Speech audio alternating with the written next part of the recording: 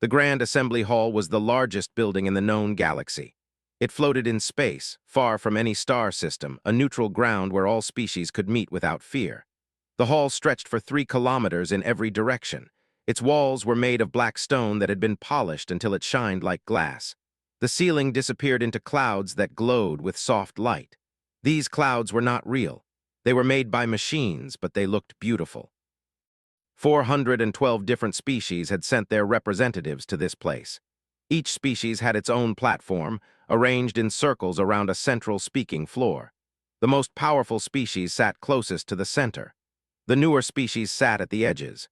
Translation machines filled the air, turning thousands of languages into thoughts that everyone could understand. At the very edge of the hall, in a seat that had been added only 17 years ago, sat the representative from Earth. His name was Daniel Vance. He was not a tall man. He was not a strong man. He stood just under 6 feet with gray hair cut short and a face that showed his 53 years of life. His dark blue suit was wrinkled from the long journey to get here. He had not shaved that morning. While other representatives wore armor made of light or robes that flowed like water or skin that glowed with their emotions, Daniel wore a simple government suit and kept a pack of cigarettes in his pocket. He had been the human representative for 7 years now. Before that, he had been a diplomat on Earth. Before that, he had been a soldier. He did not like to talk about the soldier part. The High Speaker of the Council rose to speak. The High Speaker was a species made of living crystal. It stood 4 meters tall, and light bent through its body in beautiful patterns. When it spoke, its voice was deep and musical. The Council recognizes the formal complaint submitted by the collective of, the High Speaker said. The humans of Sol have broken 17 sections of the Galactic Commerce Agreement. They have broken 6 parts of the Non-Interference Treaty. They have committed what can only be called economic warfare against 7 member species. A wave of agreement passed through the assembly. Creatures clicked their legs against metal. Tentacles waved in patterns that meant yes. Beings made of energy pulsed with anger. Daniel reached into his pocket and pulled out his cigarettes. They sat on a platform near the center of the hall. They were an old species, powerful and rich. They looked like giant centipedes, each body segment covered in scales that changed color based on how they felt. Right now, every in the room glowed deep red. This meant they felt victorious. Furthermore, the High Speaker continued, the humans have refused all attempts to solve this problem peacefully. Their stubbornness leaves this council with no choice. Prime Representative stood up. It moved forward on its many legs with smooth grace. The humans entered our markets with their so-called open-source technologies. They gave away what should have been sold. They shared knowledge freely that our corporations had spent centuries developing. They have destroyed the economic foundations of 7 civilizations with their reckless generosity. Is that what we are calling it now? Daniel said quietly. His voice was just loud enough for the translation machines to pick up. The High Speaker's crystals flashed with irritation. The human representative will have a chance to speak. Oh, I was not asking for the floor, Daniel said. Please continue. This is very interesting. Scales turned angry orange. You mock us, human. You mock this entire assembly. Your species has been part of the galactic community for less than 20 years. Already you have caused more trouble than the hive wars of the 3rd epoch. We shared some blueprints for water cleaning systems, Daniel said in a mild voice. And medical machines and farming techniques. I did not know that was considered an act of war. You destroyed markets worth trillions of credits, hissed. The medicine companies have lost 40% of their value. The farming corporation collapsed completely. You have made billions of people poor. We gave them clean water and medicine. You gave it away for free. Daniel found his lighter. It was old, made of brass, worn smooth from years of use. His grandfather had carried it through 3 wars on Earth. Now Daniel carried it through whatever this was going to be. The Council will now vote on the formal declaration of military action against the Sol system, the High Speaker announced. All members in favor. The hall exploded with signals of agreement. Platforms lit up across the chamber. 300 votes in favor, 350, 400. Daniel watched the numbers climb on the floating display. All opposed. Silence. Those who choose not to vote. A few weak signals came from the outer rings. The meditation collective of fuzz who never voted on anything. The wanderers who seemed confused about what was happening. The high speaker's crystals arranged themselves into a formal pattern. By a vote of 409-0, with 3 choosing not to vote, this council formally declares a state of war between the Galactic Union and the human civilization of Sol. Military action will begin in 30 standard rotations. This allows time for civilians to leave the combat zones. The chamber waited. Daniel Vance put the cigarette between his lips, clicked his lighter, and breathed in. "You cannot smoke in here," someone from the group said in shock. "This is a sacred chamber of government." Daniel breathed out a long stream of smoke. It curled upward, caught by the air systems of the hall. "You just declared war on my species. I think I have earned a cigarette." "Do you have nothing to say?" the high speaker demanded. "No request for mercy, no attempt to negotiate." Daniel thought about the question. He took another breath of smoke and watched it drift toward the artificial clouds far above. "I have a few things to say, actually," he said after a moment. "But first, I am curious about something. How many of you have actually visited Earth?" The question seemed to surprise everyone. Representatives exchanged confused signals. "I have studied human cultural records," said. "We understand your species well enough." "That is not what I asked." Daniel stood up, stretching muscles that were stiff from the long journey. "I asked how many of you have visited, walked on our dirt, breathed our air, met our people." More confused silence. "Representative Vance," the high speaker said, "this is not relevant to these proceedings." "It is relevant," Daniel said, "because you are about to send your fleets against a species you do not understand. And I think, to be fair, you should probably understand what you are getting into." He walked forward, going down the steps from humanity's platform toward the central floor. A security machine moved to stop him, but the high speaker waved it back. The assembly watched with something between curiosity and contempt. "When humanity first achieved faster-than-light travel," Daniel said, "we were contacted by the diplomatic corps within 6 hours, very efficient. They explained the rules, the treaties, the economic systems, the punishments for breaking them." He smiled around his cigarette. "We listened very carefully." "And then you broke them anyway," said. "No, we listened, and then we made a decision." Daniel reached the central floor and turned slowly, speaking to the full assembly. "You have to understand something about humans. We are new to this. 17 years in a community that has existed for 50,000. We are children compared to most of you." "Your point," the high speaker demanded. "My point is that children ask questions that adults have forgotten how to ask." Daniel took another breath of smoke. "We looked at your medical technology and asked why it was owned by companies. We looked at your farming systems and asked why anyone should starve when the knowledge to prevent it existed. We looked at your civilization and saw something very familiar." "Familiar?" "We have been here before, on our own world. We know what it looks like when knowledge is kept secret and sold to the highest bidder while people suffer. We fought wars over this, many wars. We made terrible mistakes, and we learned terrible lessons." Daniel's voice became harder. "And when we finally reached the stars, we promised ourselves we would not make those mistakes again." "Your moral speeches do not excuse economic terrorism," spat. "Is that what we are calling it?" Daniel asked again. "Economic terrorism. I believe the real word for what we did is sharing. We invented things and gave them away. We took what we knew and offered it freely. And your carefully controlled markets collapsed because they were built on fake scarcity. You made 7 civilizations unstable. We freed 7 civilizations from medical debt and food problems. The instability is your problem, not ours." The high speaker's crystals flared. "Representative Vance, your philosophy is not on trial here. The council has voted. War has been declared. You have 30 rotations to prepare your defenses or surrender." Daniel finished his cigarette and put it out on the polished black floor. Several representatives made sounds of outrage at this disrespect. "Here is the thing," he said quietly. I was sent here to watch, to report back on what the council decided. My government was fairly certain how this vote would go. We have been preparing for it for some time. Preparing, scales shifted to uncertain yellow. Preparing how? Daniel smiled. It was not a friendly smile. You said we gave away our technology freely. That is true. But did any of you stop to wonder what we kept?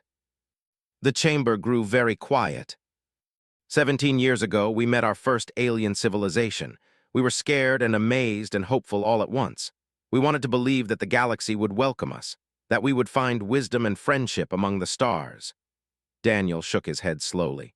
What we found instead was a protection racket dressed up as civilization, a system designed to keep power in the hands of those who already had it. And we decided very quickly that we wanted no part of it. You joined the council, the High Speaker said. You signed the treaties. We signed the parts that required us to not conquer or enslave anyone, Daniel agreed. We have no interest in conquest. That was honest. But the economic rules, the technology restrictions, we signed those knowing we would break them. We signed them to buy time.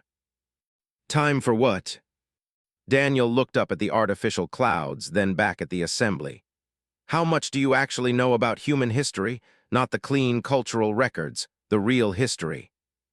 We know enough, said, but its voice had lost some of its confidence. Then you know that for most of our existence, we were divided into competing countries. We fought constantly, over resources, over beliefs, over simple pride. We developed weapons specifically designed to kill each other in large numbers. We built nuclear arsenals capable of destroying our entire planet multiple times over. Daniel paused. And then we spent 70 years pointing those weapons at each other while we figured out how not to use them. Your species' violence is well documented. My species' violence, Daniel said, taught us things that your peaceful civilization never had to learn. We know what total war looks like. We know how to turn entire populations into soldiers. We know how to turn every factory, every laboratory, every clever mind toward a single purpose. He lit another cigarette. And we know how to keep secrets. The High Speaker's crystals grew dimmer. What are you suggesting? I am suggesting that while you were selling medicine to dying children, we were building things. While you were restricting technology to protect your markets, we were inventing. While you were assuming that a species barely 17 years out of its home planet could not possibly threaten a galactic civilization. Daniel spread his hands. We were preparing for exactly this moment. You are lying, said, but the orange of anger in its scales had faded to pale blue of uncertainty. You cannot possibly have developed weapons capable of threatening the combined might of the Galactic Union. Maybe, Daniel admitted. Maybe we are lying. Maybe humanity really is just a young, naive species that gave away free medicine because we did not know any better. He took a long breath of smoke. Or maybe we spent 17 years developing technology specifically designed to counter everything in your military records. Maybe we have been studying your tactics, your weapons, your defensive systems, and building counters for all of them. Maybe the reason we gave away farming machines and water cleaners is because those were the technologies we did not care about keeping. The assembly had become very still. You have 30 rotations, Daniel continued. That is what you said, right? 30 rotations for civilian evacuation and military preparation. I want you to spend those 30 rotations thinking about something. What? The High Speaker asked. Think about why we are not asking for more time. Think about why we are not begging for mercy or trying to negotiate. Daniel smiled that unfriendly smile again. Think about why, when you declared war on my species, I shrugged and lit a cigarette. He turned and began walking back toward humanity's platform. You are insane, called after him. Your species is insane. Possibly, Daniel agreed without turning around. We have always been a little unstable. It is one of our more charming qualities. The Galactic Union commands 12,000 warships, the High Speaker said. We have weapons that can crack planets. We have fought wars for longer than your species has existed. Daniel stopped. He turned back, his expression thoughtful. You know what the interesting thing about those wars is? He asked. I have read the histories, the hive wars, the crystalline expansion, the silence of terrible conflicts, millions dead, civilizations destroyed. He paused. But in all of those wars, both sides fought by the same rules. You had treaties even in war, forbidden weapons, protected areas, civilized warfare. Of course, the High Speaker said, we are not barbarians. No, Daniel agreed. You are not, but we are. He climbed back to humanity's platform and sat down in his seat. 30 rotations, he said. I will tell my government about your declaration. I expect they will have a response ready. He looked at the assembly one last time, at the 400 civilizations that had just declared war on his species. I truly hope you know what you are doing. The High Speaker's crystals rearranged themselves with uncertainty. Is that a threat, Representative Vance? Daniel Vance leaned back in his chair and took a long breath from his cigarette. It is a warning, he said. From one civilization to another, you have mistaken our kindness for weakness, our generosity for stupidity, our choice not to fight for inability to fight. He breathed out slowly. You are about to learn the difference. The smoke curled upward, disappearing into the artificial clouds. This session is ended, the High Speaker announced, but its voice had lost much of its earlier confidence. Member civilizations will receive their military assignments within the next rotation. Representatives began leaving, but many looked uncertainly toward the small human platform at the edge of the chamber. The representative from Earth sat quietly, smoking his cigarette, apparently not worried about the war that had just been declared against his entire species. Daniel pulled out his communication device and typed a brief message. War declared, 30 rotations, start Protocol 7. The response came within seconds. Understood, welcome to interesting times. Daniel smiled and lit another cigarette. It was going to be a long 30 rotations. But for the first time since he had taken this job, he was looking forward to what came next. The journey back to Earth took 18 hours. Daniel spent most of it sleeping or trying to sleep. The diplomatic shuttle was comfortable enough, with a bed and a small kitchen and windows that showed the strange lights of faster-than-light travel. But his mind kept returning to the assembly, to the vote, to the war that was now coming. He had known it would happen eventually. Everyone in the Earth government had known.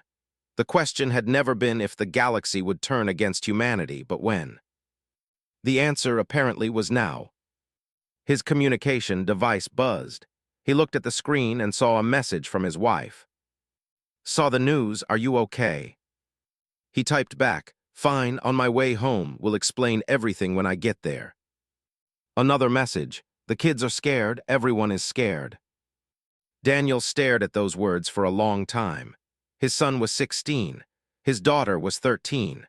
They had grown up knowing that humanity was part of a larger galactic community. They had grown up believing that the stars held wonder and opportunity. Now they were learning what the stars really held. He typed, tell them not to be scared. Tell them their father knows what he is doing. He hoped that was true. Earth looked the same as it always did when he arrived. Blue and green and white, hanging in the blackness of space like a precious jewel. 8 billion people lived down there, going about their daily lives, most of them not yet knowing that war had been declared against them. They would know soon enough.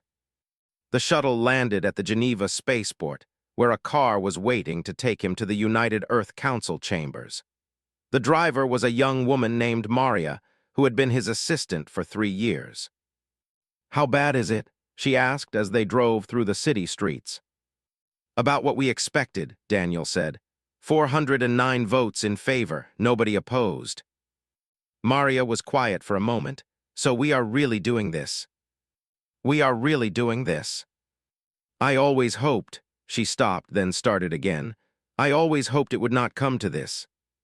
So did I, Daniel admitted. But hope is not a strategy. That is why we have Protocol 7. The United Earth Council was already in session when he arrived. The chamber was smaller than the Galactic Assembly Hall, but it was full of tension.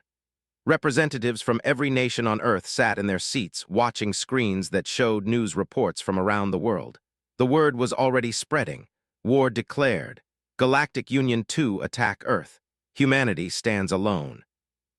President Hayes sat at the head of the chamber.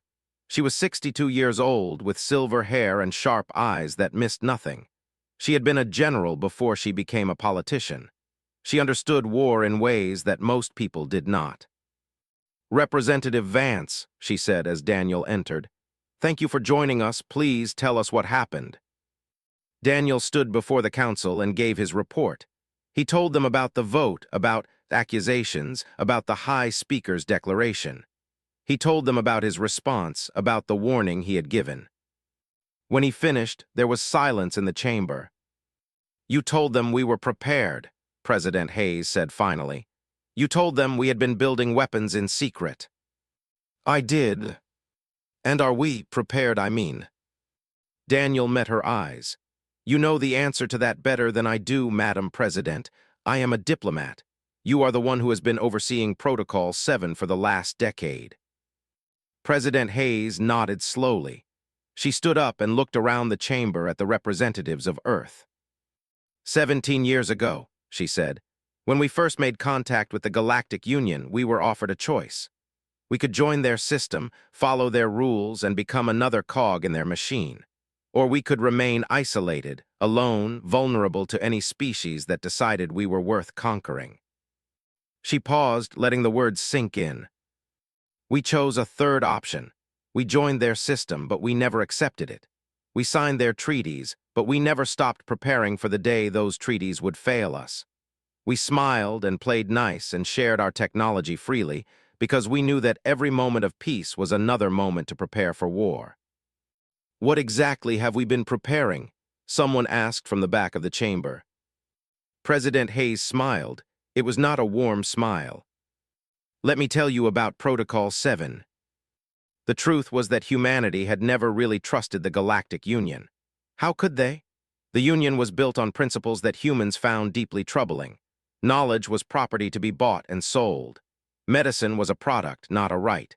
Billions of beings across thousands of worlds suffered and died from diseases that had been cured centuries ago, simply because they could not afford the treatments. Earth had looked at this system and seen it for what it was: a galaxy-spanning oligarchy, controlled by ancient species who had learned to maintain their power by controlling access to technology and knowledge. And Earth had decided to break it. Not through conquest, not through violence, but through the most dangerous weapon humanity had ever developed: sharing. The open source initiative had started small. A few blueprints for water purification systems, released into the galactic network with no strings attached. Medical synthesizers that could produce basic drugs and vaccines, given away to anyone who wanted them. Agricultural techniques that could feed billions, distributed freely to farming colonies across the galaxy. The effect had been immediate and devastating. Markets that had been stable collapsed overnight. Corporations that had controlled entire sectors of the galactic economy found themselves suddenly worthless. And the beings who had been held captive by artificial scarcity found themselves free. The Union had not been pleased. But while the diplomats argued and the corporations screamed and the council debated how to punish humanity for its generosity, Earth had been busy. Protocol 7 was the result of 17 years of secret development. It was humanity's insurance policy, built in hidden facilities on Earth and Luna and Mars, developed by the best minds of a species that had spent its entire existence preparing for war. The Galactic Union had 12,000 warships. Protocol 7 had made sure that number would not matter. President Hayes led Daniel and a small group of council members to a secure facility beneath the Swiss Alps. The elevator descended for nearly 10 minutes, passing through layers of rock and metal and defensive systems. "Only 20 people on Earth know the full extent of what we have built," the president explained. "Even now, with war declared, most of the population will never know the truth. They do not need to. They just need to trust that we will protect them." The elevator doors opened onto a vast underground chamber. It stretched for kilometers in every direction, filled with equipment that hummed with contained power. Technicians moved between massive machines, checking readouts and making adjustments. "Welcome to the heart of Protocol 7, President Hayes said. Daniel looked around in wonder. He had known, in abstract terms, that humanity had been preparing for war, but seeing it in person was something else entirely. "What am I looking at?" he asked. A man approached them, wearing a white coat and carrying a tablet computer. He was small and balding, with glasses that seemed too big for his face. His name was Gregory Palmer, and he was the chief architect of Protocol 7. "What you are looking at, Representative Vance, is 17 years of very dedicated work by very clever people," Gregory said. "Would you like the simple explanation or the complicated one?" "Simple, please. I am a diplomat, not an engineer." Gregory smiled. "The simple explanation is that we have figured out how to hack the galaxy." "Hack it?" "Everything in the Galactic Union runs on networked systems. Their ships, their weapons, their communications, their economies, all of it connected, all of it talking to each other, all of it designed around the assumption that no one would ever try to break in." Gregory's smile widened. "They were wrong. You are telling me we can take control of their ships." "Not take control exactly, but we can make them very confused. We can make their weapons fire in the wrong direction. We can make their shields turn off at inconvenient moments.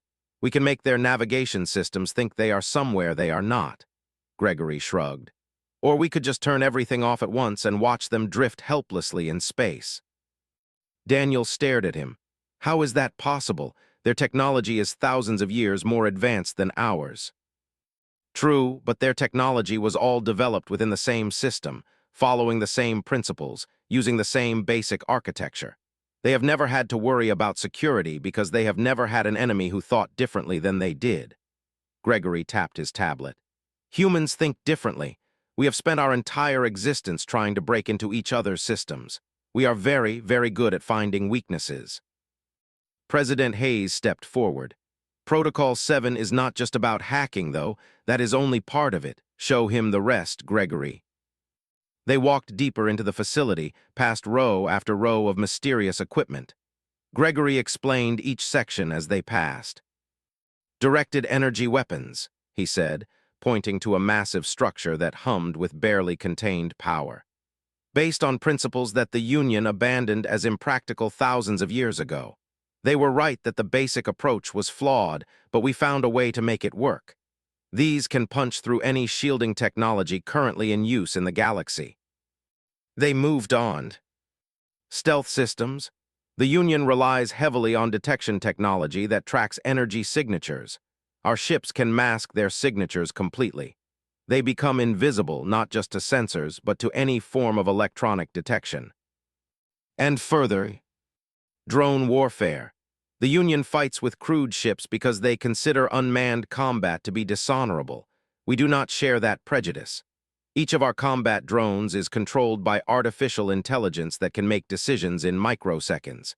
They fight in swarms, adapting their tactics in real time." Daniel felt his head spinning. "How did we develop all of this without anyone knowing?" "Compartmentalization," President Hayes said. "The engineers working on energy weapons did not know about the hacking project. The people developing stealth technology did not know about the drones. Each team thought they were working on a separate defensive program. Only a handful of us knew how all the pieces fit together. And all of this is ready to deploy." "It has been ready for 3 years," Gregory said. "We were hoping we would never have to use it." Daniel thought about the assembly hall, about its confident declaration, about the 400 species who had voted to destroy humanity without a second thought. "How confident are you that it will work?" he asked. Gregory and President Hayes exchanged looks. "Very confident," Gregory said. "But confident is not the same as certain. War is unpredictable. Things will go wrong. People will die." He paused. "But the Union is expecting to fight a primitive species barely out of its gravity well. They are expecting us to beg for mercy or die screaming. They are not expecting what we are going to give them." "And what is that?" Gregory Palmer smiled his small, quiet smile. "A war like nothing the galaxy has ever seen." The next rotation, Earth broadcast a message to the entire Galactic Union. It was delivered by President Hayes, standing in front of the blue and green symbol of United Earth. "People of the galaxy," she said, "yesterday your council declared war on humanity. They have given us 30 rotations to prepare for destruction." She paused, letting the words sink in. "We accept." Across the galaxy, billions of beings watched in confusion. This was not the response they had expected. Where was the fear? Where was the desperation? Where were the pleas for mercy? "You have accused us of economic terrorism," President Hayes continued. "You say we gave away technology that should have been sold. You say we destroyed markets worth trillions of credits. You say we destabilized your civilization." Her expression hardened. "You are right, we did all of those things. We did them deliberately, and we would do them again. Because your markets were built on suffering. Your economy was built on keeping people poor and sick and hungry so that others could be rich. And we decided that we would rather burn it all down than participate in it." The message was being watched in the corporate headquarters, where executives stared at screens in disbelief. It was being watched on agricultural colonies, where farmers had never been able to afford food for their own families. It was being watched in medical facilities where patients were dying of treatable diseases because they could not afford the cure. "You think you are punishing us for our generosity," President Hayes said. "You think you are teaching us a lesson about respecting the established order, but you are wrong. You are not punishing us. You are setting us free." She leaned forward, her eyes intense. "For 17 years, we have played by your rules. We have smiled and nodded and pretended to respect a system that we find morally repulsive. We have held back, hoping that you would change, hoping that you would see what we were trying to show you. That generosity is not weakness. That sharing is not a crime. That a civilization that allows children to die for profit is not a civilization worth preserving." Her voice grew stronger. "You did not learn, so now we will teach you." Behind her, images began to appear, ships unlike anything the galaxy had ever seen. Weapons that crackled with barely contained energy. Swarms of drones moving in perfect synchronization. "You have 30 rotations," President Hayes said. "We suggest you use them wisely. Evacuate your border systems, pull back your fleets, prepare for something you have never faced before." The images disappeared, leaving only the president standing alone before the camera. "We did not want this war. We would have preferred peace. But you have forced our hand, and now you will face the consequences." She paused one last time. "Humanity is coming, and we are not afraid." The transmission ended. Across the galaxy, the reaction was mixed.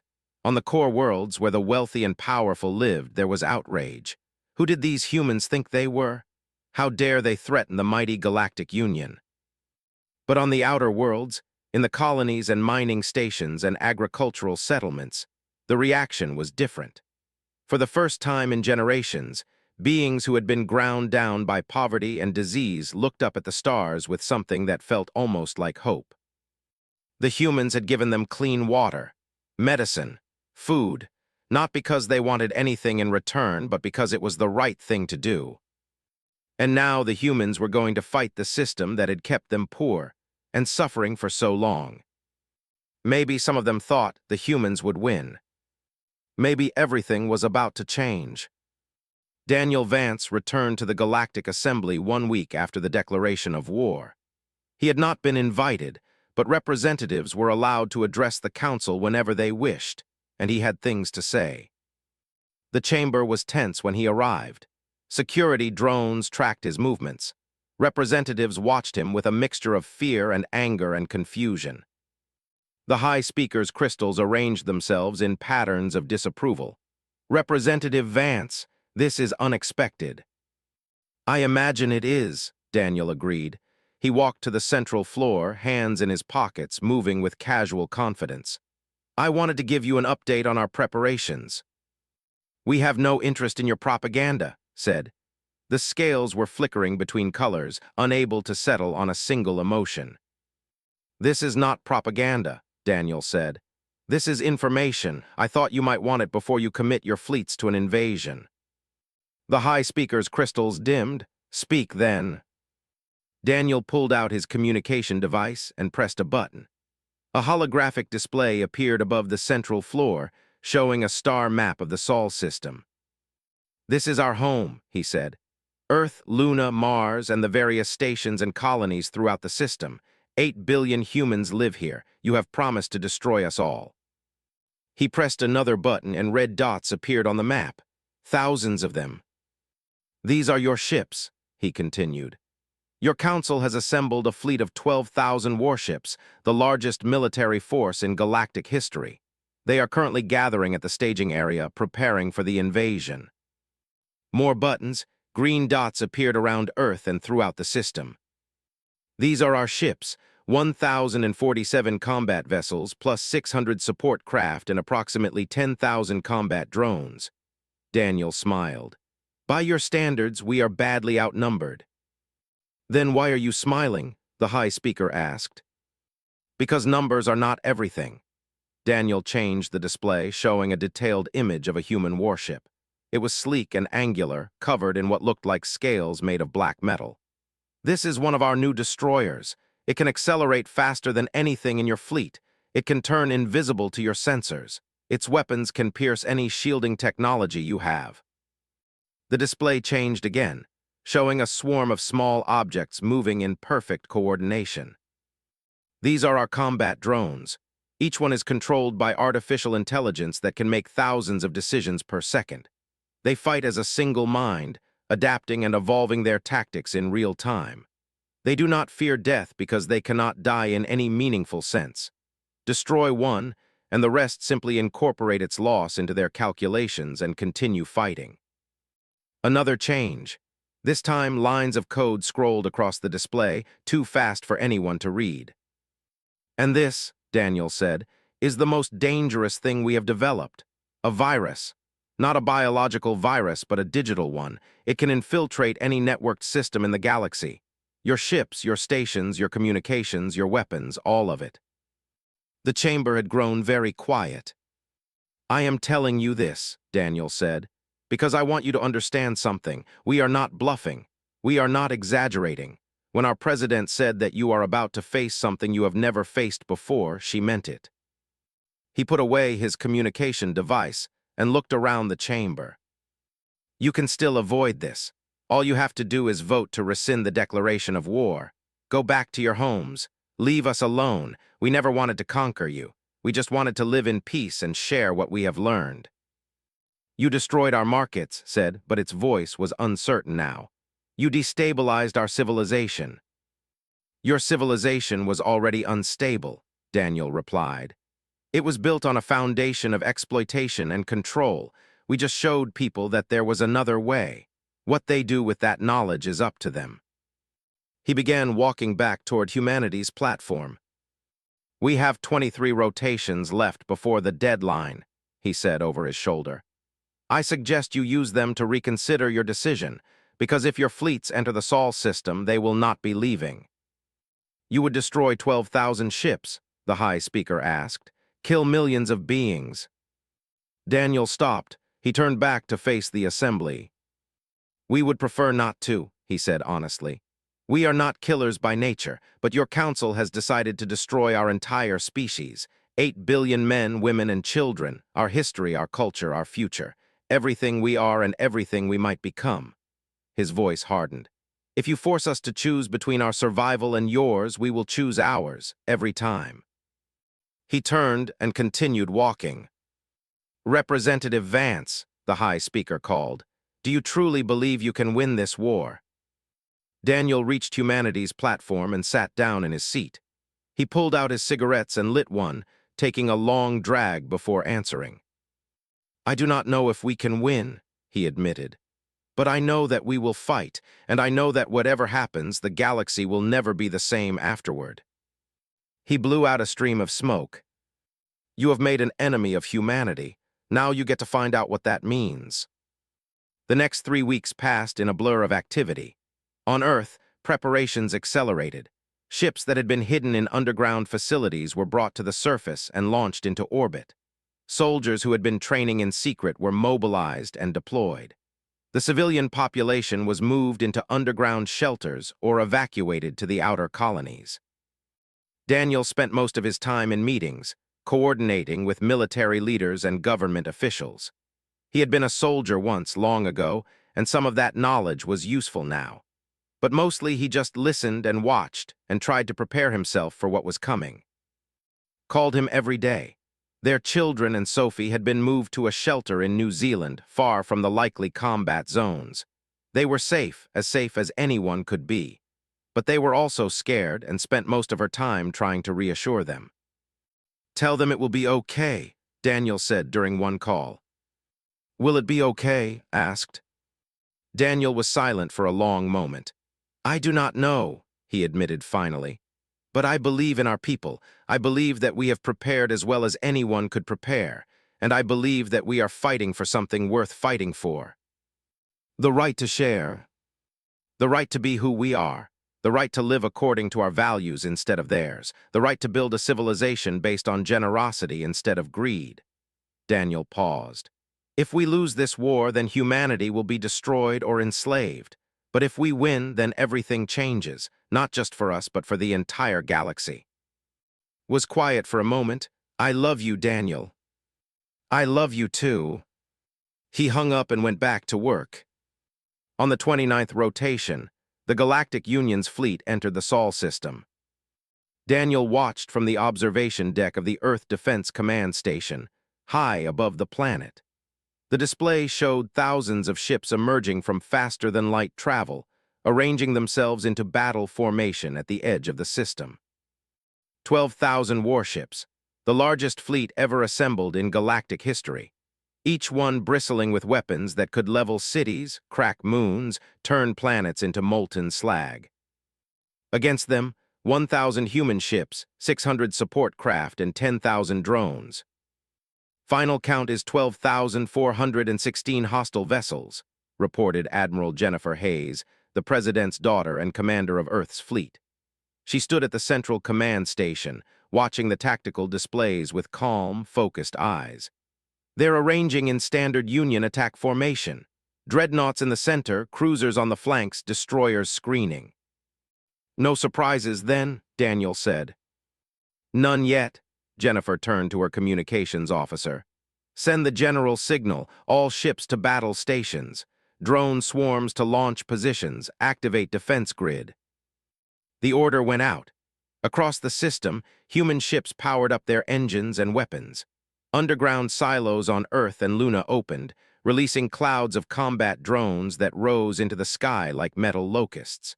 Satellites that had looked like communication relays revealed hidden weapon systems. And in the deep facilities beneath the Earth's surface, technicians activated the network intrusion protocols that Gregory Palmer had spent 17 years developing. "This is Admiral Jennifer Hayes of Earth Defense Command," Jennifer said, broadcasting on all frequencies. "To the Galactic Union fleet, you are entering restricted space. Turn back now or face the consequences." The response came from a commander, its crystals arranged in patterns of contempt. "This is High Admiral of the Union Peacekeeping Fleet. By order of the Galactic Council, you are commanded to surrender immediately. Lay down your weapons and prepare to be boarded. Resist, and you will be destroyed." Jennifer looked at Daniel. "Any last diplomatic solutions?" Daniel shook his head. "I think we are past that now." "Then let's show them what humanity can do." Jennifer turned back to the command station. "All ships, all stations, weapons free, execute Protocol 7. The final battle for Earth had begun. The Union fleet advanced in perfect formation, their commanders confident in their overwhelming numerical superiority. They had fought dozens of wars over always against opponents who used similar tactics and weapons. This would be no different. They were wronged.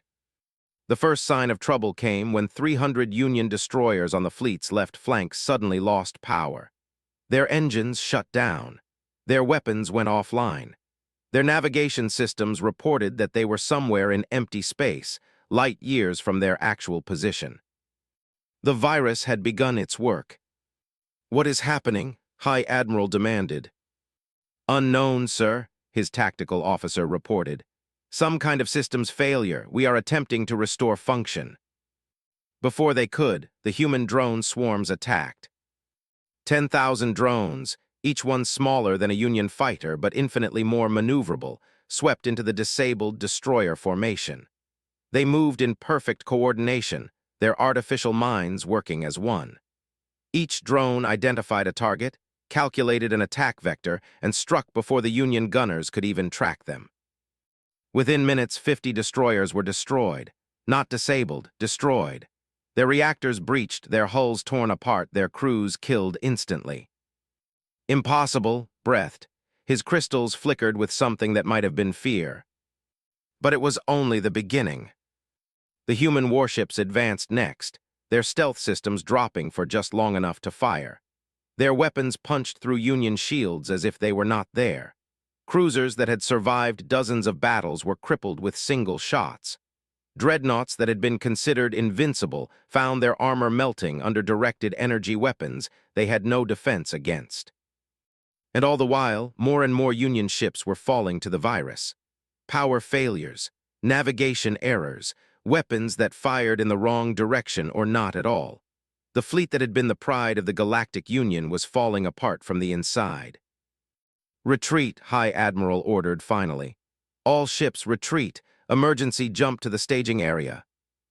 But even their retreat was not clean. The navigation virus had corrupted their jump calculations. Ships that should have arrived safely at the staging area instead found themselves scattered across empty space, or inside stars, or materializing half inside each other in explosions of twisted metal and screaming crew. Of the 12,416 ships that had entered the Sol system, fewer than 8,000 escaped. And many of those were damaged, their systems compromised, their crews demoralized. The first battle of the human war was over. Humanity had won. News of the battle spread across the galaxy like wildfire. No one could believe it. The mighty Galactic Union, humiliated by a species that had been traveling the stars for less than 2 decades. Thousands of ships destroyed, millions of beings killed, and humanity had lost fewer than 100 vessels. On the core worlds, there was panic. If the Union could not defeat the humans who could, what was to stop them from conquering the galaxy? But on the outer worlds, the reaction was different. The agricultural colonies that had received human farming technology, the medical stations that had been given free synthesizers, the mining stations where workers had finally been able to afford food for their families. For them, the human victory was not a cause for fear. It was a cause for hope. And across the galaxy, a new phrase began to spread, whispered in back rooms and coded into secret messages, shared among those who had suffered under the Union's rule for too long. Humanity is coming. It was not a threat, it was a promise. Everything was about to change. Daniel Vance stood on the observation deck, watching the debris field where the Union fleet had been.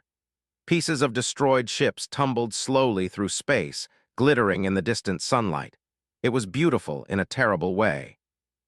Jennifer Hayes stood beside him. Her uniform was perfect, her posture military straight.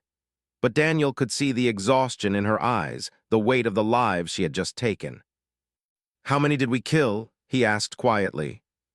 "Best estimate is around 4 million, Jennifer replied, plus whatever was lost in the bad jumps. Daniel closed his eyes. 4 million beings. Soldiers, yes, enemies who had come to destroy his species. But still, 4 million lives ended because a species of former apes had decided that sharing knowledge was more important than profit. "Is it worth it?" he asked. Jennifer was quiet for a long moment. "I do not know," she admitted. "I hope so, I believe so, but we will not know for sure until this is over." "And when will that be?" Jennifer looked out at the stars. "When the galaxy learns to share," she said, "or when one of us is destroyed, whichever comes first." Daniel nodded slowly. He pulled out his cigarettes, lit one, and took a long drag. "Then I suppose we had better make sure it is the first option," he said. The smoke curled upward, disappearing into the recycled air of the station. Somewhere out there, the Galactic Union was regrouping, planning their next attack. And somewhere down below, 8 billion humans were looking up at the stars, wondering what came next. The war had only just begun. But for the first time in galactic history, the outcome was not certain. And that, Daniel thought, was worth fighting for.